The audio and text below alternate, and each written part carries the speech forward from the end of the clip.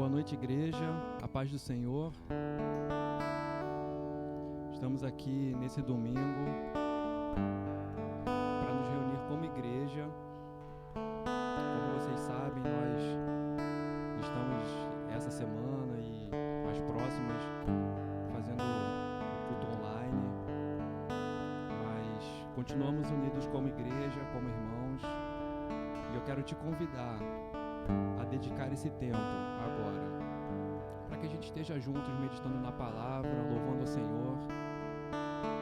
Chame aquelas pessoas que estão perto de você e, como a gente sempre pedia, compartilhe esse link, mande para os seus familiares, para os seus amigos, para aqueles que você entende que precisam também ter esse momento especial, esse momento de meditação, esse momento de pensar na palavra de Deus e ouvir aquilo que Deus tem para os nossos corações.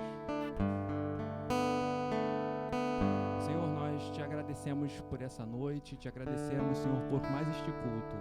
Queremos dizer, ó Deus, que esse tempo é um tempo seu, que o Senhor tem, ó Deus, todo o controle, todo o domínio, Senhor, e que tudo, ó Deus, acontece pela tua própria vontade, Senhor. Louvamos o teu nome, Senhor, pelo teu amor, pelo teu cuidado. Louvamos o teu nome por nos sustentar em tempos tão difíceis. Louvamos o teu nome, ó Deus, por nos guiar em meio a tanta incerteza, tanta confusão. Obrigado, Senhor. Obrigado porque tu és Deus. Obrigado porque tu estás conosco, Senhor. Abençoa a tua igreja.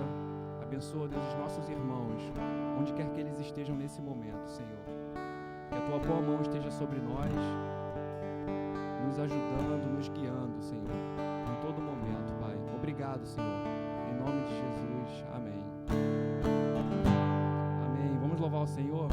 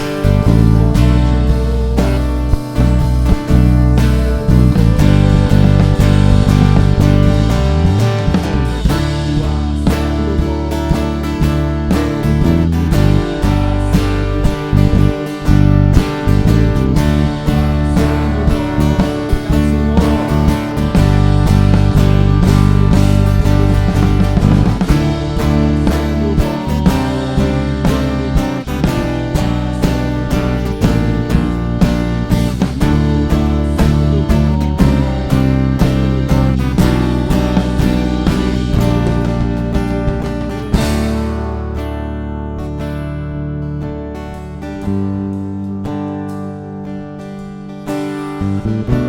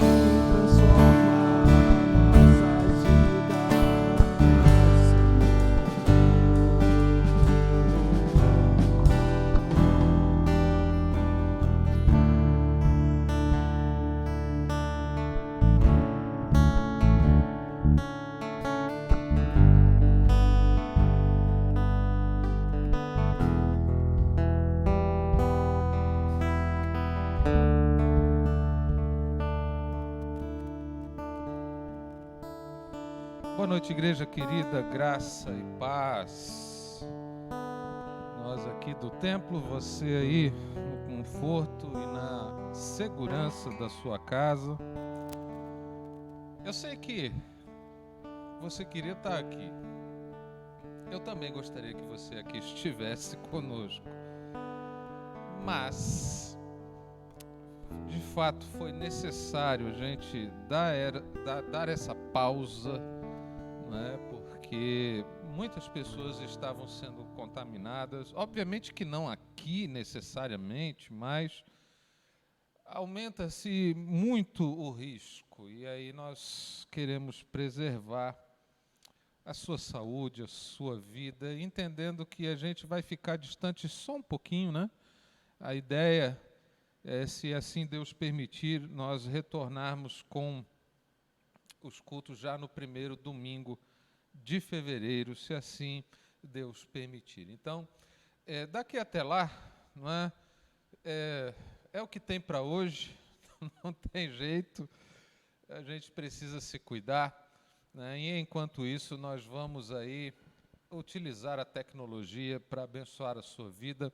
Na verdade, a gente continua utilizando a tecnologia, né? Porque os nossos cultos sempre estavam sendo aí transmitidos, mas agora sem público, sem presença aqui, não é? Então, eu creio que Deus tem uma palavra boa para a sua vida hoje. Eu gostaria de convidar você a abrir a sua Bíblia comigo no Evangelho de Mateus, no capítulo 6. A partir do verso 19, nós vamos ler Mateus, capítulo 6, de 19 a 24. Não é? Essa vai ser a nossa leitura. Mateus, capítulo 6, de 19 a 24, que diz assim: Não acumuleis para vós outros tesouros sobre a terra, onde a traça e a ferrugem corroem, e onde ladrões escavam e roubam. Mas ajuntai para vós outros tesouros no céu, onde traça nem ferrugem corrói, e onde ladrões não escavam nem roubam. Porque onde está o teu tesouro, aí estará também o teu coração. São os olhos a lâmpada do corpo. Se os teus olhos forem bons, todo o teu corpo será luminoso. Se, porém, os teus olhos forem maus, todo o teu corpo estará em trevas. Portanto, caso a luz que em ti há sejam trevas, que grandes trevas serão.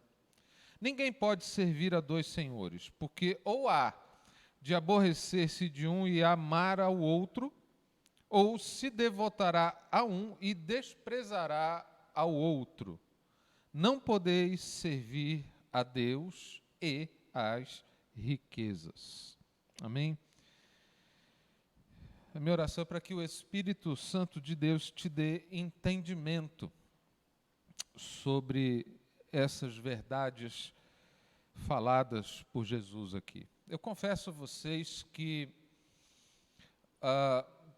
tem sido um grande desafio e também uma grande oportunidade de crescimento para a minha vida, pregar sobre o Sermão do Monte já há vários meses. E eu digo que um desafio e ao mesmo tempo uma grande oportunidade, privilégio, porque o estudo dessa mensagem que Jesus nos traz é profundamente arrebatador. É um estudo que mexe conosco num nível que eu diria, num nível visceral. Vai no profundo do nosso ser e mexe com todas as nossas concepções, com a nossa visão de mundo, mexe com tudo ao nos trazer a revelação do que de fato Jesus estava tratando aqui. Então é um desafio, porque isso mexe, não é? Isso incomoda, isso perturba. Mas também é uma grande oportunidade, porque com todo esse incômodo, essa perturbação, esse rebuliço que esse estudo causa, também ele traz consigo a oportunidade de crescimento, de experimentar uma mudança de paradigmas, de experimentar uma nova forma de viver em Cristo. E eu preciso lembrar a você que há quase 2 anos atrás, quando o Senhor me deu a direção para pregar essa mensagem, isso se deu porque eu vi um fato inusitado. Eu vi um ateu abrindo a Bíblia para poder explicar o Evangelho para os evangélicos. E ele fez isso, não é? E pode parecer que isso é um absurdo, mas nós estamos vivendo na época do absurdo, né? Eu costumo dizer que nós estamos vivendo na era em que o poste é que faz xixi no cachorro. Está tudo invertido, não é? Está literalmente uma bagunça, não é? Hoje a gente tem aí pessoas que a única cultura que elas têm é a cultura do Facebook e do WhatsApp, e elas se declaram, né? Vamos incluir o YouTube também, né? Porque através do WhatsApp os videozinhos do YouTube também são divulgados.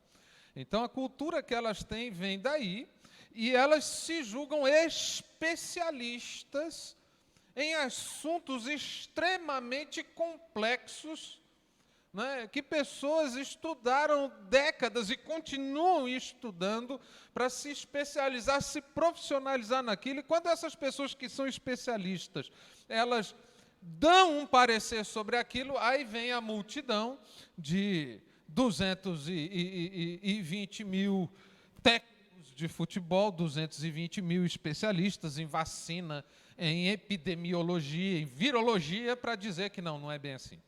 Não é? Então, a gente vive a época do absurdo, E mais um desses absurdos é você ver um ateu pegar as páginas, abrir a Bíblia para explicar o Evangelho para evangélicos. Isso é um absurdo, mas é um absurdo que eu acho que a maioria já nem se incomoda mais, porque é tanto absurdo todo dia, não é, que a gente fica, não é, meio que anestesiado com essa situação toda. Mas foi essa situação que me motivou a estudar essa mensagem, porque ela trata de qual é o caráter do crente, como é que esse crente é. E certamente, depois que nós caminhamos esse longo caminho, percebemos que o caráter do crente descrito por Jesus não tem nada a ver com o caráter do evangélico de hoje. Desse evangélico que precisa de um ateu para explicar a Bíblia para ele. E depois nós começamos a perceber que o propósito da vida deste crente descrito por Cristo é que ele seja o sal da terra e a luz deste mundo. Ele tem um caráter específico para um propósito específico que ele deve viver e desempenhar no mundo da atualidade. E aí depois Jesus, de uma maneira muito didática, quando ele revela quem é esse crente, qual é o propósito dele, Jesus então passa a falar de como é que esse crente vai ser o sal da terra e a luz do mundo. E num primeiro momento ele trata da questão devocional, que é de extrema importância para crente seja o sal da terra e seja a luz do mundo, para que ele seja um agente de transformação e não apenas mais um no meio da multidão que caminha a passos largos, orientada pela opinião pública. E aí ele fala da vida de oração desse crente. Ele fala do jejum, a prática devocional do jejum desse crente, que é quando ele declara que a presença de Deus para ele é mais importante do que a própria comida que o mantém vivo. E aí ele fala também a questão a respeito da preocupação com os menos favorecidos ao dar esmolas. Tudo isso compõe a vida devocional desse crente. E até agora nós estamos falando do papel desse crente no mundo, mas até então de uma forma muito circunscrita, muito limitada à devoção dele com Deus, do relacionamento dele com Deus. Isso parece ter um caráter bastante privado. Até porque na oração ele nos desestimula a agir como os religiosos que querem mostrar para todo mundo que são homens e mulheres de oração. Na prática do jejum ele diz a mesma coisa. Você, quando jejuar, lava o teu rosto para que ninguém saiba que você está jejuando. Ninguém tem a necessidade de saber que você é um homem, uma mulher de Deus, piedoso e essa coisa toda. E também quando ele diz respeito ao ajudar o menos favorecido, ele faz da mesma forma, ele diz, olha, o que fizer a tua mão direita, ignore a esquerda. Não é? Então, até então a gente tem percebido essa questão sendo mantida de uma forma muito privada, embora ela seja o alicerce e o fundamento de uma vida transformadora que o crente deve viver nesse mundo. Mas a partir de agora, queridos, nós entramos no verso 19 em diante, e a partir de agora nós percebemos que, embora Jesus esteja tratando ainda de questões de foro íntimo, que dizem respeito à forma como esse crente age, mas agora nós não vemos mais esse crente circunscrito, restrito à sua relação devocional com Deus. Nós vemos esse crente agora vivendo no mundo. Nós vemos esse sujeito no mundo. Num mundo que o próprio Jesus nos garantiu, um mundo no qual nós teríamos aflições. Num mundo que a Bíblia diz que esse mundo jaz no maligno. Num mundo que, não obstante o que eu acabei de dizer, que são aspectos talvez aqui desestimuladores, aspectos desencorajadores, aspectos negativos, mas esse mundo é alguma coisa que fascina. Basta você se lembrar da tentação de Jesus, quando o diabo o coloca na parte mais alta lá do templo e mostra para ele todos os reinos do mundo e toda a sua riqueza e diz assim, olha, tudo isso eu vou te dar se você prostrado me adorar. Então você percebe que o mundo ele exerce sobre nós um fascínio. Ele desperta em nós desejo. A Bíblia fala de uma amizade com o mundo. Então ela também fala de um mundo que se apresenta amigável, se apresenta acolhedor. De um mundo que pretende chamar você para fazer parte dessa coisa fascinante. De um mundo que te convida a se tornar parte de uma comunidade de amigos, de pessoas que compartilham do mesmo ideal, de pessoas que, enfim, caminham juntas no mesmo sentido e no mesmo propósito, de pessoas que compartilham os seus sonhos de maneira coletiva. E agora nós estamos vendo esse crente que tem um caráter forjado por Cristo, esse crente que tem um propósito na vida de ser o sal da terra, de ser a luz do mundo, de ser um agente de transformação, de ser um emissário do reino de Deus nesse mundo. Nós vemos esse crente, agora vivendo nesse mundo que eu acabei de descrever para você, um mundo que o seduz o tempo inteiro, um mundo que o fascina o tempo inteiro. Um mundo que eu não mencionei aqui, mas um mundo que desperta em nós amor. A Bíblia fala para a gente não amar o mundo, nem o que no mundo há. Ora, embora a abordagem seja negativa, mas eu posso automaticamente inferir disso, entender que o mundo desperta esse tipo de amor. Então esse mundo está te convidando para você amá-lo. Este mundo está te convidando para que você seja amigo dele. Este mundo está te convidando a que você faça parte dessa comunidade de pessoas que compartilham dos mesmos sonhos, dos mesmos interesses, de pessoas que caminham juntas nesse sentido. Mas é um mundo que, por mais atrativo que ele pareça ser, ele continua sendo um mundo que jaz no maligno. Ele continua sendo um mundo que vai trazer aflições. Ele continua sendo um mundo que separa você de Deus. Porque a Bíblia é clara que aquele que é amigo do mundo, ele não pode ser amigo de Deus. Aquele que ama o mundo, ele não consegue amar a Deus. Ou é uma coisa, ou é a outra.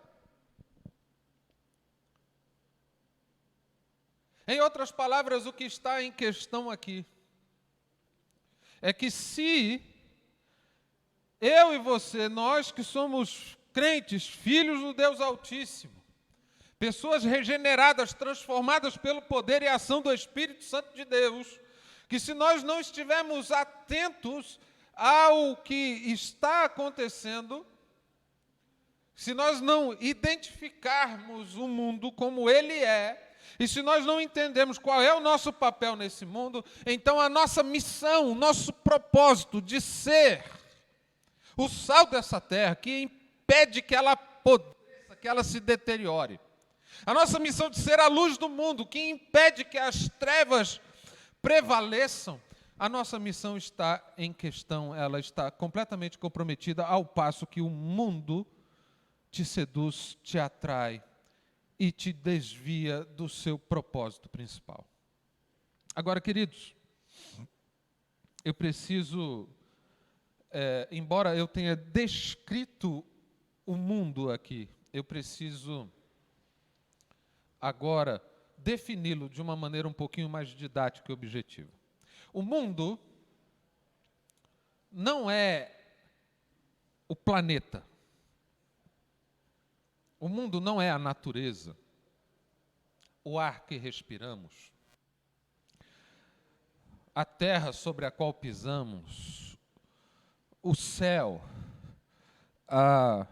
os rios, as montanhas, as árvores, os bichos, esse cosmo. Não, nós não estamos falando de mundo nesse sentido.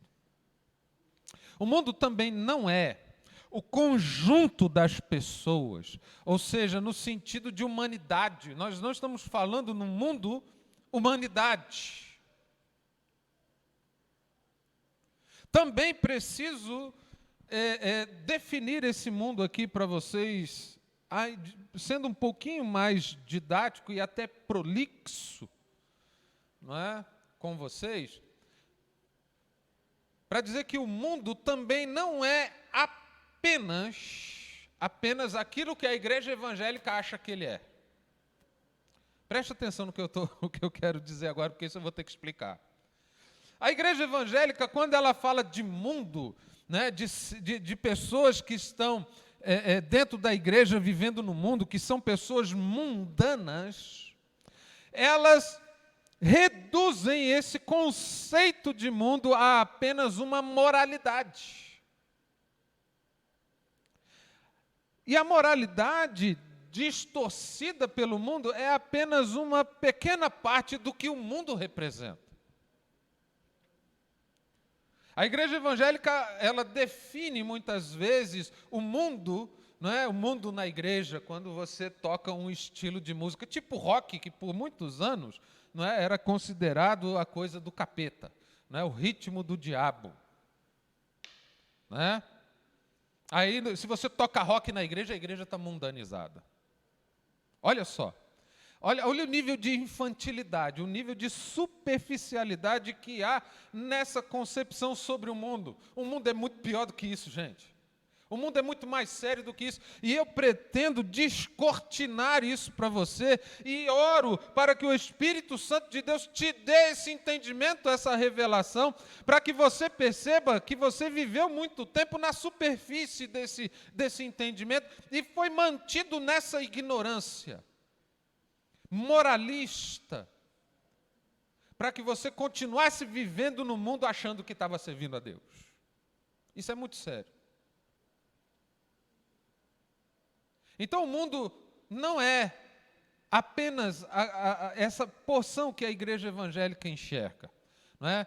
Quando as irmãs, não é, decidem colocar saia, aí põe uma saia um pouquinho mais curta, pronto, o mundo entrou na igreja.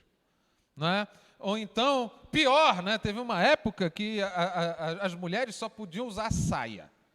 Porque se elas colocassem calça, aquilo era roupa de homem, aí o mundo entrou na igreja. Gente, eu falo dessas coisas hoje, eu tenho vontade de rir, de tão infantil que isso é. No entendimento tão pueril que é esse a respeito do mundo, e o mundo é um troço muito mais sério. Mas, enfim, eu não quero perder muito meu tempo com essas coisas, porque senão eu vou acabar aqui virando um piadista, né? Essa mensagem vai deixar de ser uma mensagem bíblica que te encoraja, que mexe com você, que transforma você, para ser, não é, um stand-up de piada, não é, para fazer você morrer de rir, ter dor na barriga, não é, de dar risada. Só que eu não quero que você, ao término dessa mensagem, você esteja com a sua barriga doendo porque você está dando risada, porque você se divertiu. Eu quero que ao término dessa mensagem a sua barriga esteja doendo, o teu intestino desarranjado, porque você foi confrontado com a verdade da palavra de Deus, aquilo descortinou, não é? Quem você de fato é nessa relação com o mundo, de maneira que isso produziu em você um arrependimento, uma transformação sem igual na sua vida. É esse tipo de desarranjo, de dor que eu quero que você tenha. Mas então, vamos definir aqui o que é o mundo. O mundo, como eu disse, não é o planeta Terra, não é a humanidade. O mundo não é essa visão restrita, pueril que a igreja evangélica tem a respeito dele, de ser apenas alguns aspectos superficiais de ordem moral. O mundo é um conjunto de valores. O mundo é uma cosmovisão. O mundo é a forma como você vê, como você interpreta a realidade. Por isso que o mundo é um conjunto de valores. Por isso que eu estou dizendo que o mundo é uma cosmovisão, é a forma como você enxerga a realidade. E essa cosmovisão, ela é construída de maneira social. Ela é construída de maneira coletiva. Basta eu dizer a você que o que é a moral? A moral é aquilo que a sociedade determina como certo ou errado. Houve uma época no Brasil que adultério era considerado crime, estava lá descrito no Código Penal, era um tipo penal. A sociedade, com o passar do tempo, passou a dizer o seguinte: não, isso não é um crime mais. Nem sequer uma contravenção, um crime de menor potencial lesivo. Nem isso é. Então aquilo deixou de ser crime. Porque a sociedade, ela absorveu, ela adaptou essa prática que, embora continue sendo errada, né, mas ela absorveu essa prática dizendo que assim não é. E eu estou dando esse exemplo do divórcio, né, não de maneira alguma querendo advogar que ele devesse ser abordado como um crime ainda hoje, mas dizendo para você o seguinte: a traição no casamento continua sendo errada. Ponto final. Isso é errado, não importa se a sociedade já absorveu isso, se ela já trata isso como alguma coisa normal, continua sendo errado. Mas eu quero mostrar para você o seguinte: que esse conceito ele é construído em sociedade. Agora, uma sociedade que jaz no maligno, porque a Bíblia diz que o mundo jaz no maligno. De uma sociedade que é composta de pessoas que são caídas, estão mortas nos seus pecados e nos seus delitos. E é essa cosmovisão dessa gente caída, das quais eu e você nós somos partes, com a exceção de que nós hoje não somos mais escravos do pecado por causa do sangue de Cristo derramado na cruz do Calvário.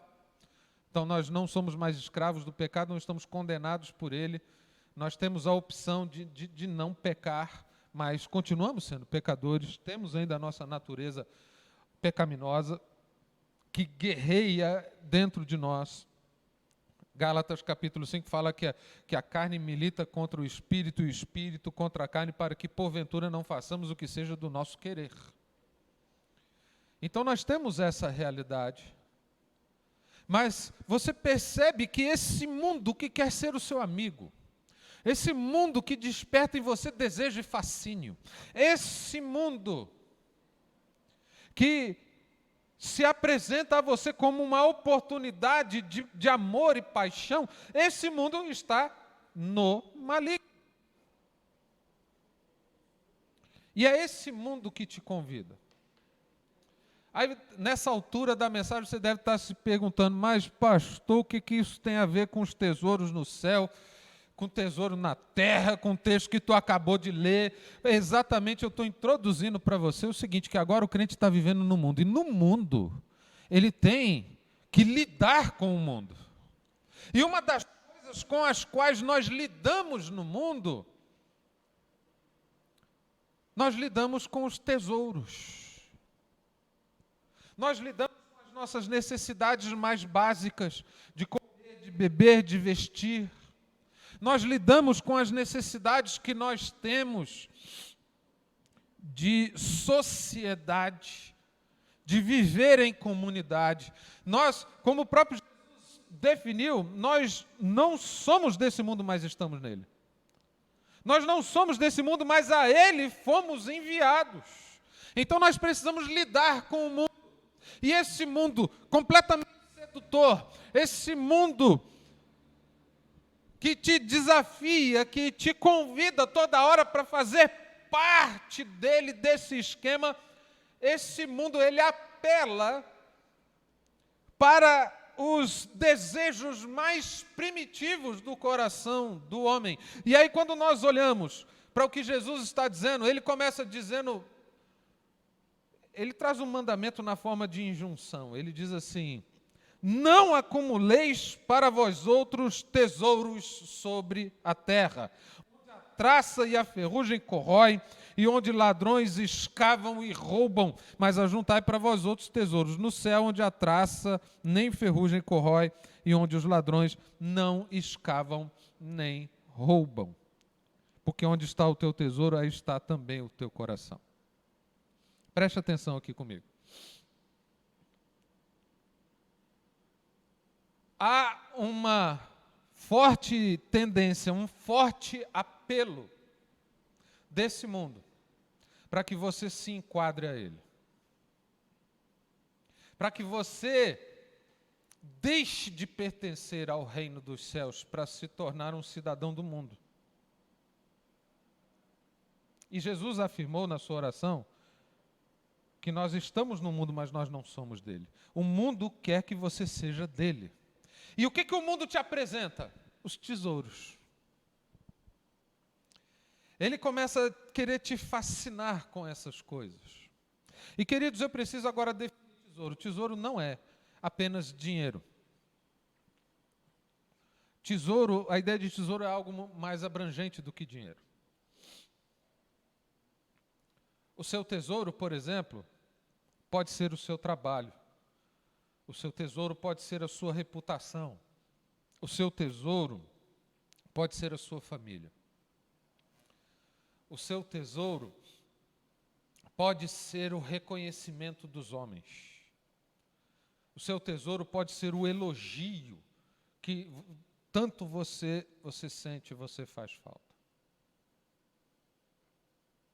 E Jesus disse que quem não abandonar pai, mãe, filhos, esposa, bens e tudo por amor de mim, não é digno de mim. Foi isso que Jesus disse. Então o mundo te apresenta todas essas coisas e como se elas fossem mais importantes do que Ele mesmo para a sua vida. É isso aqui o que está em questão. E é por isso que ele diz para você não ser tentado a acumular esses tesouros sobre a face da terra. Porque o mundo quer tirar de você a visão do teu destino. O teu destino é o céu, o teu destino é a eternidade, o teu destino é a glória de Deus, o teu destino é a paz eterna, o teu destino é a alegria que nada pode tirar de você. Mas o mundo procura trazer a tua atenção para o aqui e agora. Para dizer que o teu reino é aqui. Que é aqui que você tem que se dar bem. Que é aqui que você tem que prosperar. Que é aqui que ele tira o teu foco. Ele faz com que você deixe de ser peregrino. Porque é o que somos. Nós somos peregrinos nessa terra. Nós somos como descrito lá em Hebreus capítulo 11. Homens que andavam errantes pelos cantos da terra porque eles almejavam uma pátria superior. É por isso que eles não eram apegados a isso aqui, porque os olhos deles estavam na eternidade, na glória, na casa, na morada que Jesus preparou para nós. Por isso que eles eram peregrinos e o mundo quer mudar esse status, quer colocar você como cidadão deste mundo, para que você viva com as coisas deste mundo e se satisfaça com isso. Então, por isso que Jesus está dizendo para a gente não acumular tesouro aqui, mas para a gente acumular tesouro lá. E eu vou precisar de uma outra mensagem para explicar como é que a gente faz isso. Mas por hora, você precisa entender o que Jesus está dizendo. Porque o que está em jogo aqui é o seu propósito como crente, como representante do reino de Deus na face da terra. E o que está em jogo aqui é o seu destino. Porque a Bíblia diz o seguinte: se você busca o louvor dos homens, você já recebeu a sua recompensa.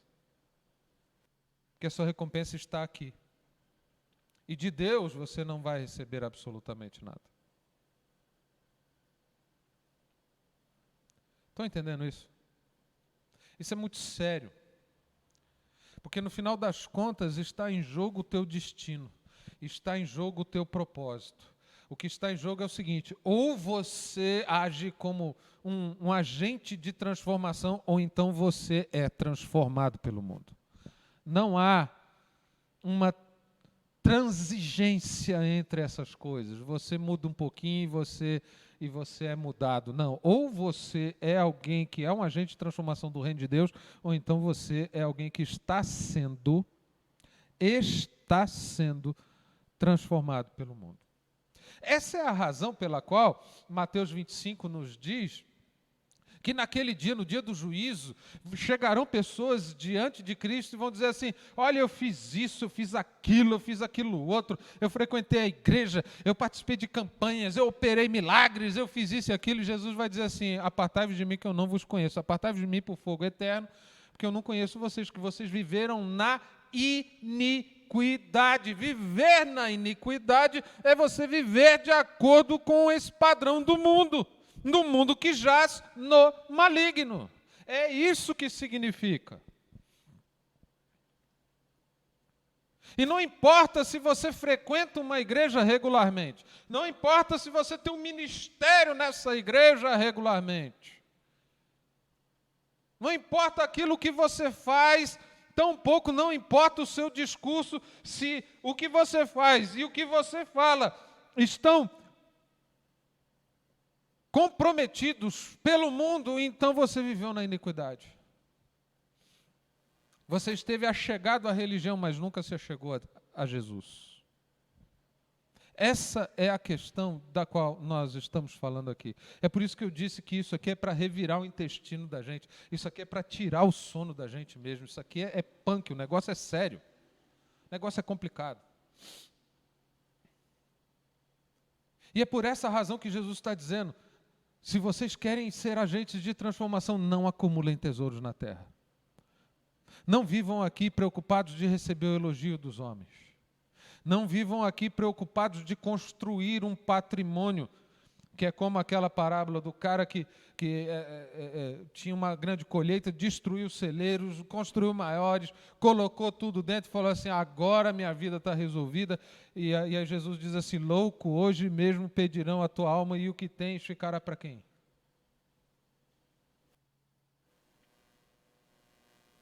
Perceba isso. Do porquê que Jesus está nos dizendo aqui. Agora, eu quero apelar para você para outras coisas. Jesus está, em primeiro lugar, apelando para o teu bom senso, porque ele está dizendo o seguinte, para você não acumular aqui, porque aqui a traça e o ferrugem corroem. Aqui o ladrão cava e rouba. O que ele está querendo dizer com isso?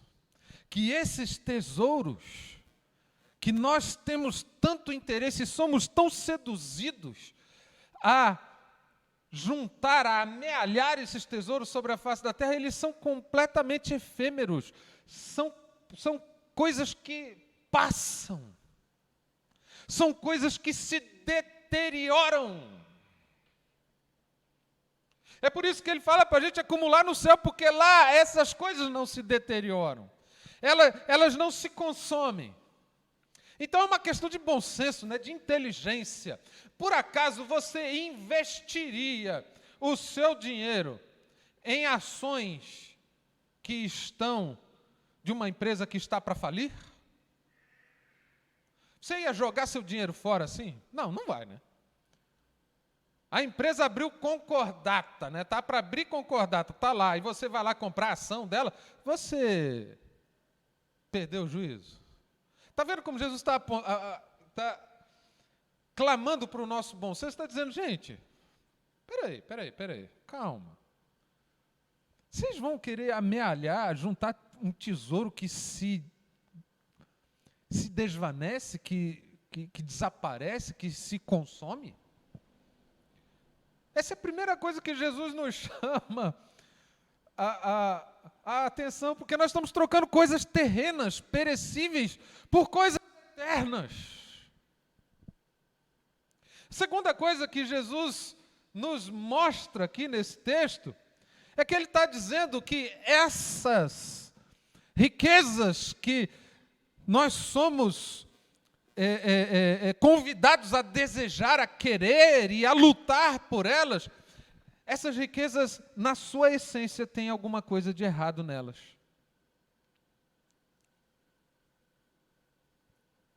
Tem alguma coisa de errado nelas? Aquilo que é corroído, que por si só se desfaz,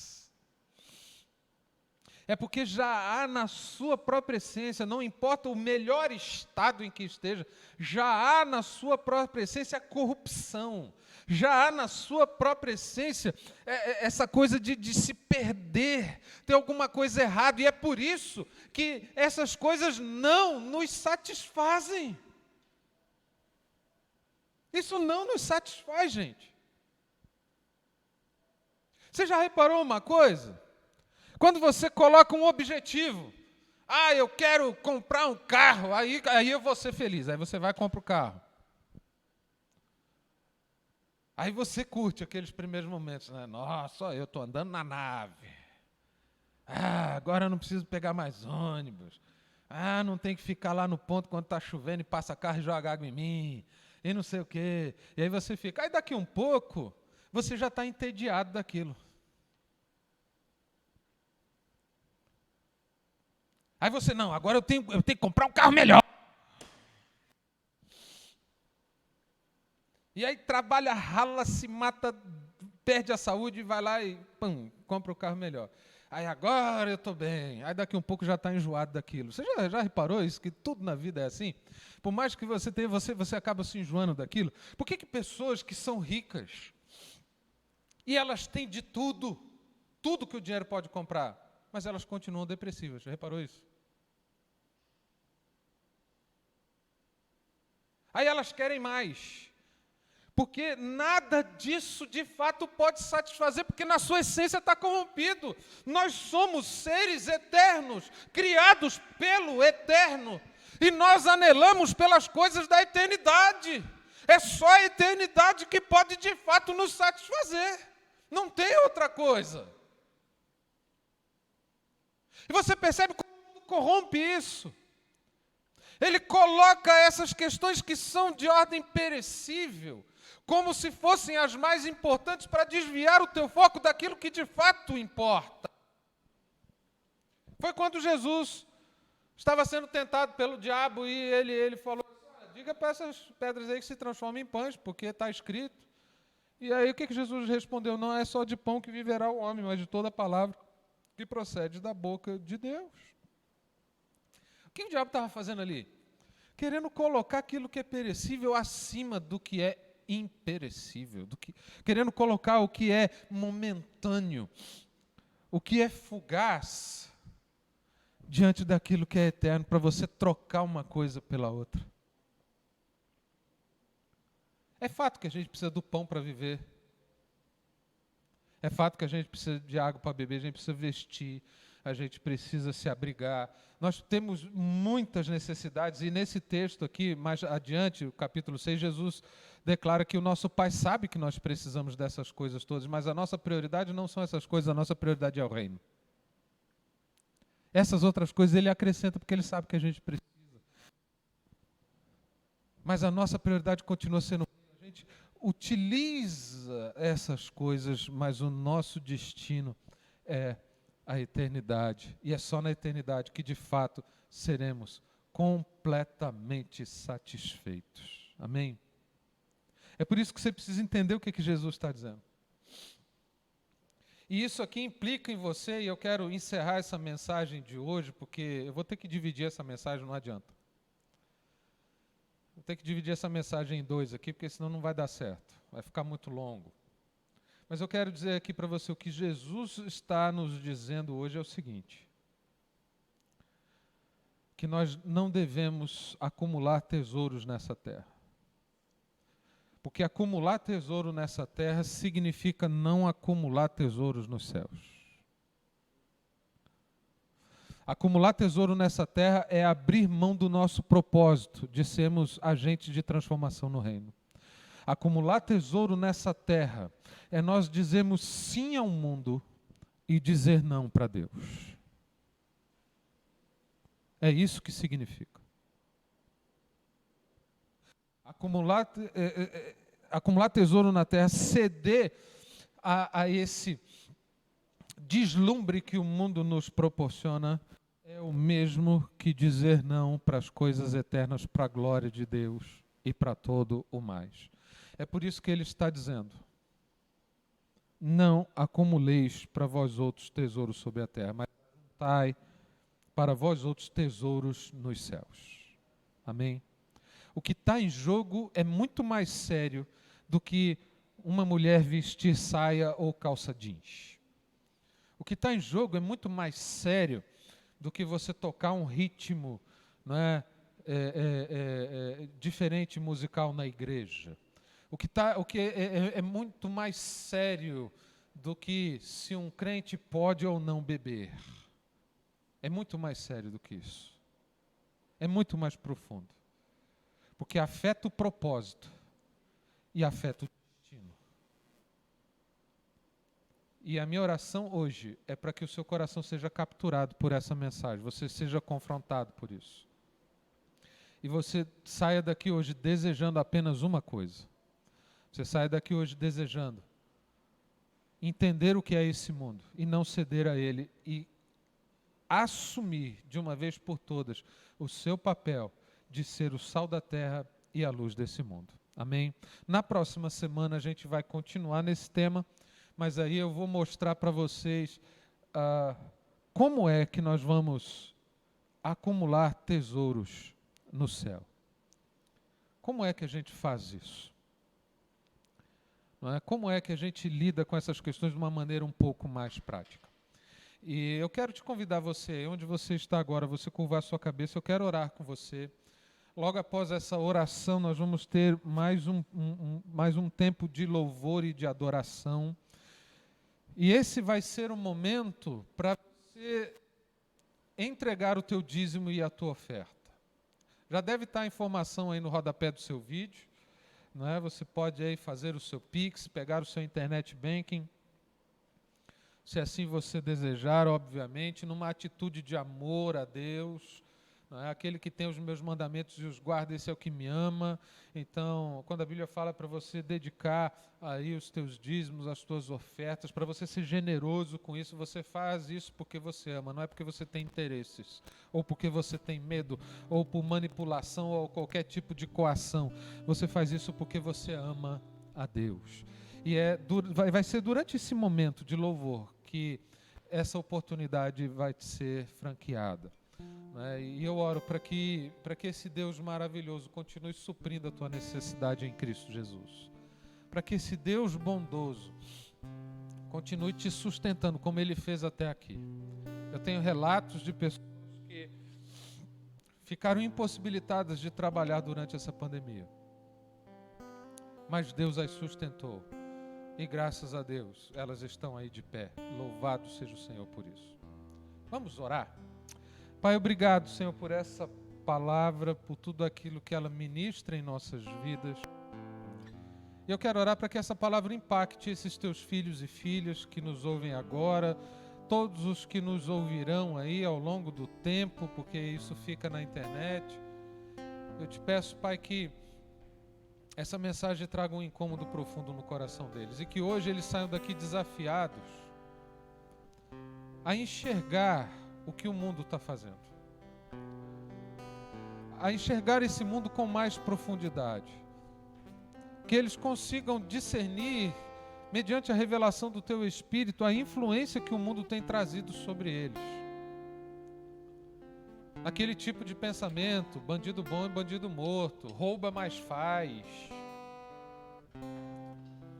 Isso aqui não tem nada não, isso é justificado porque eu mudo a minha declaração de imposto de renda porque o governo é injusto. E coisas do tipo, são todos pensamentos do mundo que estão aí guiando as pessoas. E eu oro para que esses teus filhos percebam isso, rejeitem essa influência. Esses que estão aí desejosos de obter as coisas desse mundo, o reconhecimento, o louvor, o elogio dos homens, para que eles desejem apenas ouvir uma coisa: bom e meu fiel servo, você foi fiel no pouco, eu vou te colocar no muito, entra no gozo do teu Senhor. Que isso seja o objetivo da alma da vida deles e não receber o louvor dos homens. Abençoa esse teu povo, Pai, para que eles sejam o sal da terra e a luz do mundo. É a oração, Pai, que eu faço, agradecido no nome de Jesus. Amém, amém. Vamos louvar o Senhor, e enquanto isso você tem o privilégio de ofertar.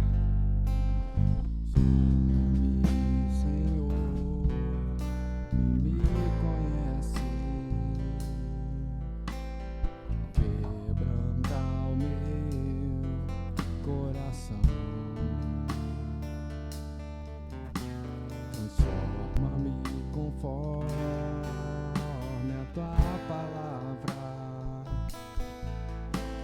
e enche-me até que em mim se ache só a ti.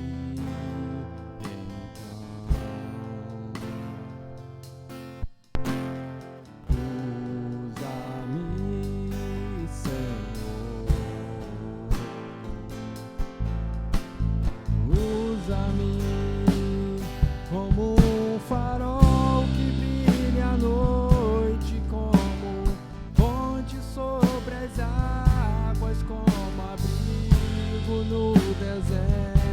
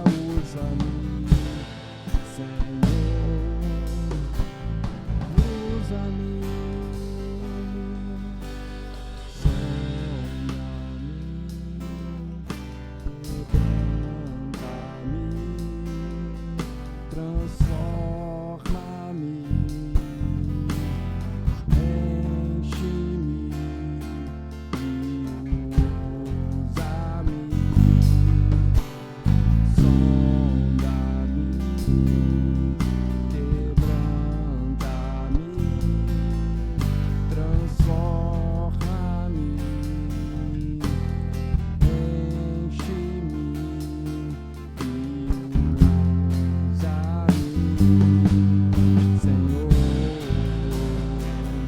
como um farol que brilha à noite, como ponte sobre as águas, como abrigo no deserto, como flecha que acerte o alvo. Eu quero ser usado da maneira que te agrada, em qualquer hora e em qualquer lugar.